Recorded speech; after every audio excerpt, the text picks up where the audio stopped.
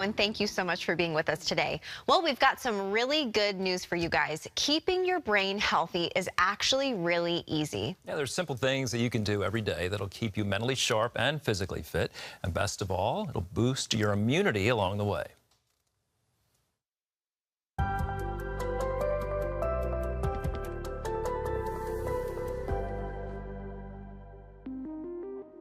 It has been called the last great frontier of medical science.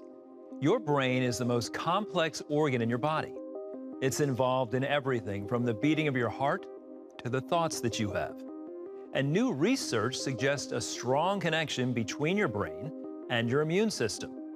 If you want a strong immune system, then you need to keep your brain healthy too. And here's how. Let's just imagine your life where you don't really care about your brain. You're doing what you're doing and walk toward the future. And the future has things like depression and dementia in it. And that's hard. Or let's walk down the other road. And yes, you have to make some better decisions, but there's a lot less pain down that road.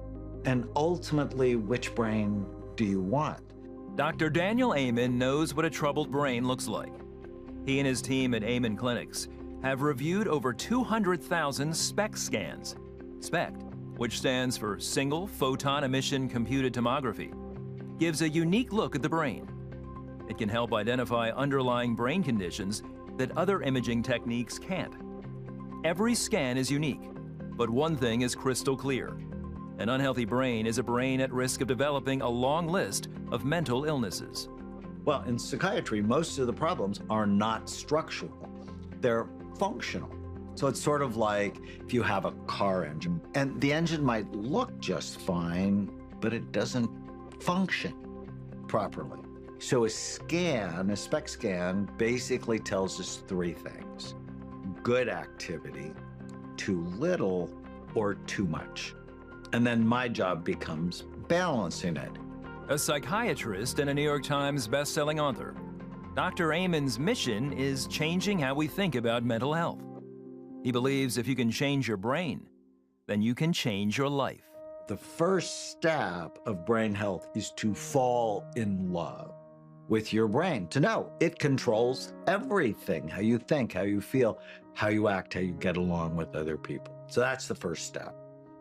The second step is avoid things that hurt your brain. So, if you want to get or stay brain healthy, you need to take a whole-body approach. What's their biology? So for me, it's the physical function of their brain and body. That's really important. That's why we look at the brain. Look at their psychology, which is how they think and their development. Look at the social circle, what's going on in their life. And then there's the spiritual circle, which is, why do they care? Do they believe in God? Do they have a sense of meaning and purpose? What I've seen is those four circles always work together all the time. Start by taking an honest look at your physical health. Do you have a few extra pounds you need to lose? How's your sleep? Are you getting enough? Have you noticed more senior moments lately? These could be warning signs that your brain is heading for trouble. Your body and your brain are always making itself new. And it does that from the food you eat. And if you're eating a fast food diet, you're going to end up with a fast food mind. And that's not good. And I often say, if I can change your diet, immediately 30% of your psychiatric symptoms are going to go away. Because you have to see the brain as an organ. It's time to skip the drive-through line and fill your plate with foods that will nourish your body and support your health. It's important to eat clean and go organic. Avoid foods that are filled with toxic pesticides. Well, people don't understand their gut microbiome, really important for their brain. And what do pesticides kill? They kill bugs. So they kill the good bugs, and that's not good for you. And most people don't know, about 60% of your immune system is in your gut. And so if your gut is not healthy, your immune system, and then secondarily, your brain is not healthy. Are you having trouble staying awake during the day? This is a warning sign you shouldn't ignore. Sleep is so important. It's that process that helps repair your brain, but also your body. And sleep also helps you consolidate what you've learned throughout the day. So if you're not sleeping right, you're going to tend to make the same mistakes over and over. Make sure you turn off the gadgets before going to bed. The blue light from our devices can keep us from getting the sleep that our brains need.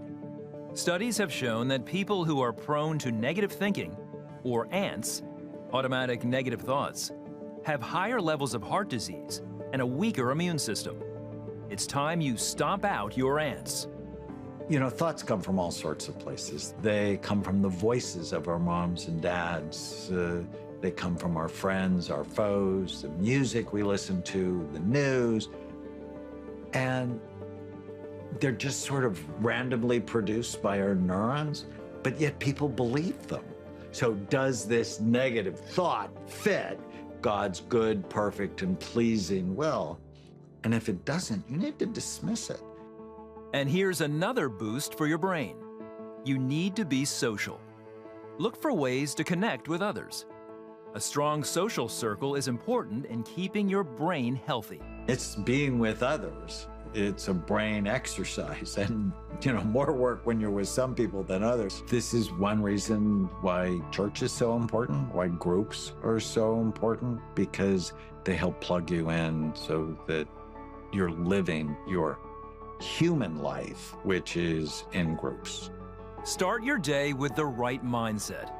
Remember, this is a day that God has made. There's something special He has in store for you today. Don't miss it. So I start every day with today is going to be a great day. And I do that to push my brain into a positive direction. And then look for what you're excited about. It'll help you so much. It's one of those little tiny habits I just do every day.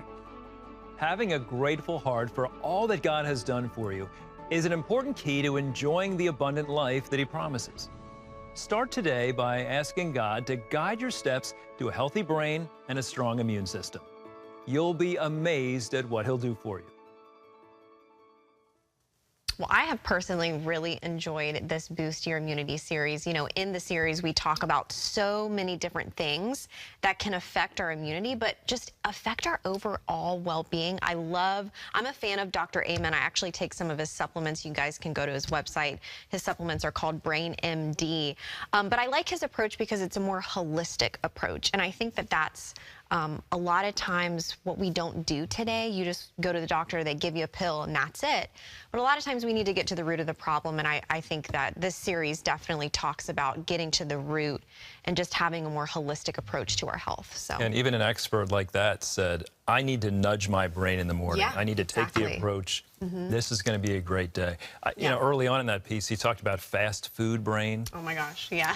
But unfortunately for a lot of folks, fast food's just easy. You know, not a lot of people are great cooks. They may have to feed themselves. They don't have someone cooking for them at home. So fast food's kind of the easy option, but it is good to evaluate kind of what am I putting in my belly here. For sure. I mean, listen, I like fast food. I mean, I do, but I try to limit the amount of fast food that I have. So, you know, everything in moderation. Of course, there's grace. But yeah, I think those are two awesome tips that Dr. Amen kind of left us with. You know, when you wake up in the morning, tell yourself it's going to be a great day. And then what are you excited about? What are you looking forward to? I think those are really two great practical tips to get our mindset right and positive. Yeah, so. Of course, you brought up engagement, right? Like social circles, because if it's all the engagements through the phone, that's going to lead to depression. So, you know, some folks never went back to church after COVID. They're still only participating online, right? Those numbers are shrinking. More people are back, but, you know, social circles are very important. Get back to church, y'all. Get back to church in person. It's beneficial. Yeah. Well, this was part of our brand new DVD, Boost Your Immunity, 5 Keys to Beat Disease and Build a Healthier You. And you can get a copy free of charge by going to cbn.com/boost. You can also call us at 800-700-7000 or text BOOST, B-O-O-S-T, to 51555. And not only will you get this free DVD, you get instant streaming access immediately to the entire series. So call us, text, or go to the website and check out Boost Your Immunity. Well, as you know, America is in a mental health crisis, and black men are one of the groups most affected. They're also the least likely to seek help. Now that's beginning to change as more of them find healing by opening up about their struggles. Charlene Aaron reports. Statistics show only 8% of men in the U.S. seek counseling or therapy. Experts cite reasons can vary from societal pressures and fear of vulnerability to shame and religious barriers. One former Green Bay Packer turned mental health therapist is pushing back against that narrative. For Jay Barnett, playing football became an identity. When his NFL career ended, depression set in. He then tried to take his own life. When football fell apart and when I got sent home, I fell apart. And that was when I attempted my first attempt. Like many black men, Barnett struggled growing up without a father.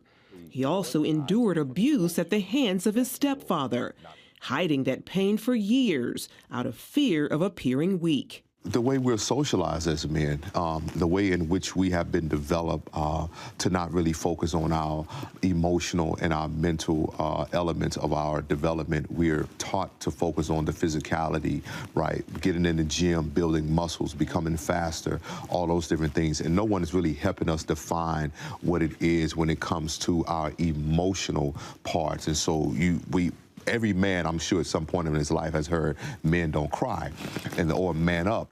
Now a licensed mental health therapist, Barnett argues that's why so many black men struggle mentally and emotionally, something recent statistics seem to confirm. While overall U.S. suicide rates have decreased in recent years, numbers are rising in the black community. A 2021 study found black men had a larger increase in suicide attempts than any other racial group. Attempts in black male adolescents increased by 47% from 2013 to 2019. The rates are increasing daily because so men feel like they can't share what they're feeling because their masculinity is going to be questioned, their sexuality is going to be in question, and then you know how their weakness and what I share with brothers. There's this thing about vulnerability that I've discovered that it's not displaying how weak we are, it's actually displaying how strong we are. In a 2022 interview, actor, comedian, and gospel singer David Mann revealed his secret battle with depression. It's touchy for me because I haven't shared it with anybody. I said the only way people were going to realize that I was drowning is if I completely drowned. And I was like, wow. And I can't say anything to anybody because I got to make sure you're fixed. I got to make sure you're good. I got to make sure everybody's good. And it just hit me. And I was like, I need to see a therapist. Award-winning Christian singer Anthony Evans struggled with his mental health after the loss of several loved ones, including his mother. I've taken steps in my life via therapy, which I had to go. I mean, after all this stuff, I was like, I'm about to lose it. Like, it's too much. And we all have those points in life where it's just too much, you know? And I had to make a decision. Am I gonna allow this too much to take me down, or am I gonna do what I can? And there were moments where all I had was, it took everything in me to sit down with my therapist and talk through this stuff. Evans says stigma in the African American community often prevents men from seeking treatment. I think it's one of the most important things, period, as related to culture, but especially in African American culture, because sometimes it can be like, no, it's a harder stance against it. But the change that we need to see in our culture in general, to me, comes from you being not only healthy spiritually, but mental health and spiritual health and emotional health are all tied together. As a believer, he admits faith isn't always enough, something he wrote about in his book, When Faith Meets Therapy. There's something in our culture, and in faith culture even, that goes like, no, like pray harder. And for some of us, and I'm careful when I say this because I don't want it to sound bad, but for some of us, reading Be Anxious for Nothing is not enough. You need tools on how to be anxious for nothing, or tools on how to forgive, or tools on how to love correctly, or tools on how to undo trauma. Barnett agrees. I'm not saying that prayer doesn't work in the scope of mental health, but sometimes you need to couple it with counseling, which provides clarity and context. Today, Barnett hosts a global initiative called Just Heal Bro, designed to help Black men find strength in vulnerability and healing through education and community. Evans says seeking professional help isn't a sign of weakness, but a sign of someone serious about moving forward emotionally and spiritually. I had to get almost to the point of a breakdown to admit that. So yes, that was hard because that wasn't necessary. I didn't have to go all the way to the point of almost losing my mind in my career and my ministry to figure out that you needed help. And now I want, through the music or through the book When Faith Meets Therapy, I want people to not have to go to the point of a breakdown to figure out they need help. Charlene Aaron, CBN News. Thank you, Charlene. Such an important report. And for men out there, we're beginning to see clearly that men need to share, to talk, find someone. You know, a lot of men just don't have someone they feel they can trust, be vulnerable with. You know, am I going to look like I'm not a real man? You heard these gentlemen talk about it in Charlene's report. So if you feel like you have no one to turn to, let's pray that God will lead you to a good counselor, a good therapist. No matter what color you are as a man, we need friendships. And there's a Greek word, koinonia, which means fellowship. And we're seeing now in today's culture and time the vital importance of fellowship and having someone to talk to. And if you're watching this program and you're a man and you feel like emotionally, mentally, spiritually, you're pretty sound, you're healthy, look for someone, keep your eyes open for those around you who may be struggling, and don't be afraid to ask them, how are you doing? Can I help you? Are you struggling? Because men, we really need to connect better. Ashley? No one knew what Morgan was going through. Not her husband, not her kids, and certainly not her church. For years, Morgan struggled with deep depression and anxiety, and she couldn't deal with it any longer. So she grabbed a razor and planned to end her life. My name is Morgan Hart. I am married to Anthony Hart. We've been married for 18 years. We have 3 amazing children. We have 4 dogs. I know that sounds crazy. And we run a church here in Chesapeake, Virginia called Greenbrier Community Church. And I'm also a web and creative designer for Fit and Faith Media. In the fall of 2013, I took over the children's pastor position at the church we were attending. Everything was going great, and I had been in that role for a few weeks. And it was about Thanksgiving of that year. I was visiting family, and I was at the gym, and all of a sudden had this rushing feeling of complete loss of control, anxiety. I didn't know what was happening. My vision got blurry, and it lasted for about 15 minutes, and I finally was able to calm myself down.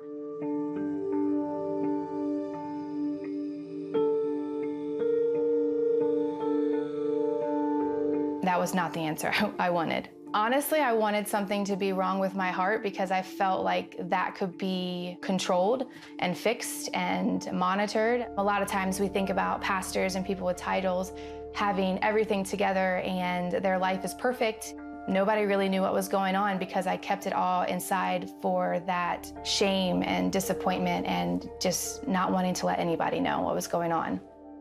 January of 2014 is really when the panic attacks and the anxiety spiraled into depression that I don't even have words to describe how it was. Just complete in bed. I think I lost around 30 pounds. I wasn't eating. I really wasn't sleeping. I wasn't much of a mother, a pastor at that point, although I did show up every single Sunday morning and did my job. Nobody knew what I was going through, not even my husband. I didn't feel like my husband would understand what I was going through. Honestly, at that point, I figured they thought I was crazy. I had thoughts and visions of, sorry. Even though it's been all these years, it's still hard to talk about. I could not hear from God. I felt like he had left me as well. I just made the decision that my family was better off without me. I was in the bathroom and decided at that moment to take my razor and knelt on the bathroom floor, and I remember thinking to myself, like, God, where are you?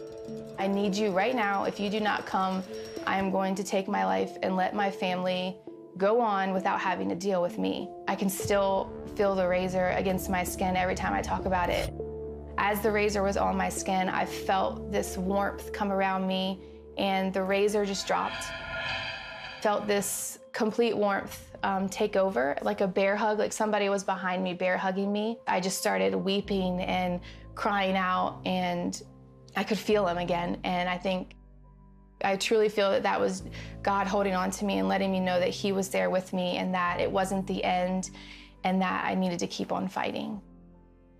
After that bathroom floor experience, I began opening up and letting my husband in, letting him know how I was feeling. Once I opened up to my husband, things changed, and he was there for me. He fought with me and never left. And it was still months of just trying to control my mind and learn how to take those thoughts captive.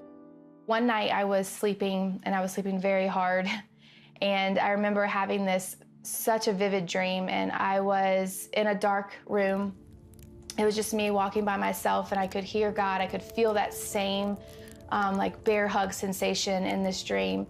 And I remember seeing this light off in the distance, and in the dream I could hear God clearly tell me to walk towards the light.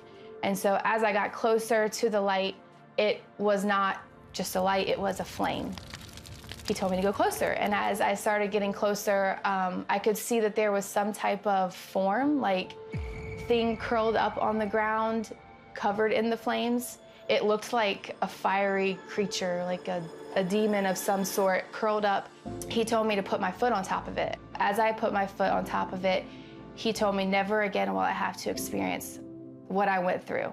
I immediately woke up after that. The fight in me grew even harder because I knew that I was not gonna let the enemy win. I still deal with the thoughts. I've learned how to take them captive. Every time that I would feel depression come on, any anxiety, any panic attacks, I literally start to laugh. Isolation is the enemy's #1 tool to get you alone, to get you by yourself, to let you believe all the lies that he's telling you. So letting people in on your story and letting people know what you're feeling is the road to healing. Going through depression, anxiety, it really gets you into a place of isolation and feeling like you're alone and fearful of just being able to share your story with others. My healing and my fight came more when I shared. It took a long time to get to this point, and you can see that it still affects me in many ways. But as the years have gone, I've been able to walk through situations with people that I walk through. To keep fighting, that God has so much in store, that your family needs you and loves you and wants you, even if you don't feel that way. The beauty that comes from the ashes is indescribable. So keep fighting. Wow, hear that truth and those words from Morgan today. There's so much I could say, but I think Morgan just hit the nail on the head. Keep fighting. Keep fighting. And I think the other thing that God just wants you to know today, if you're struggling with anxiety and depression, suicidal thoughts, you can't seem to shake these feelings, you are not alone. Whether you have shared with others or whether you haven't and you still feel alone, look, I understand. I've experienced anxiety and depression myself, similar to Morgan. It can be extremely isolating because you don't know what's happening and you just don't want to feel this way, and you will do anything and everything to stop feeling this way. But I'm here to tell you, suicide is not the answer. Your loved ones, your family, your friends are not better off if you're not in this world. That is a lie from the pit of hell. The way out is with Jesus. The way out is through his love, through his redemption, through his healing that he has for you. That vision and that dream that Morgan had is prophetic. Jesus told his disciples, and he's telling us too, we tread upon serpents and scorpions. And if you don't know, there is a real enemy that's after you who wants you to experience these dark things to draw you away from God. But my friends, I want to encourage you, keep going to God. Keep sharing with others. Morgan said it wasn't until she started to share with her husband, to share with others, seek counseling, because that breaks the isolation and the loneliness. And I just want to encourage you again, you are not alone. People have experienced this for years, but also you're not alone because God is with you. He is with you. He always will be. He will never abandon you. He will never forsake you. And if you need prayer for anything at all, please feel free to give us a call, 1-800-700-7000. I also want to let everyone know that the Suicide Crisis and Lifeline is 988. If you're having suicidal thoughts, please give that number a call. God bless you.